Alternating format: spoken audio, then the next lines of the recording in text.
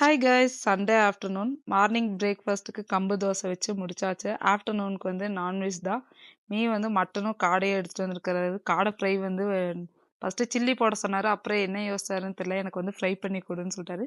வீட்டில் இருக்க மசாலா வச்சே காடை ஃப்ரை பண்ணலான்னு சொல்லிட்டு கொஞ்சமாக சீரகம் குருமிளகு வந்து நல்லா ட்ரை ரோஸ்ட் பண்ணி பவுடர் பண்ணி ஃபஸ்ட்டு வச்சுட்டேன். அதுக்கப்புறம் எண்ணெய் ஊற்றி கொஞ்சம் ஸ்பைசஸ்லாம் ஆட் பண்ணி வெங்காயம் இஞ்சி பூண்டு பேஸ்ட்டு வரமிளகா கருவேப்பிலை போட்டு நல்லா வறுத்துட்டு தக்காளி நல்லா பேஸ்ட் மாதிரி அரைச்சி ஊற்றிட்டேன். அதுக்கப்புறமா சீரக குருமிளகு வறுத்து பவுட்ரு பண்ணி வச்சுருக்கிறத ஆட் பண்ணிட்டு சோம்பு ஒரு ஸ்பூன் வந்து பவுட்ரு பண்ணி வச்சுருக்கேன். கொஞ்சமாக மல்லித்தூள் மஞ்சத்தூள் மிளகாத்தூள் போட்டு கொஞ்சமாக தண்ணி ஊற்றி பச்சை வாசம் போனோடனே காடையை போட்டு ஒரு 10-15 நிமிஷம் வந்து நல்லா வேக வச்சுட்டேன் மூடி போட்டு.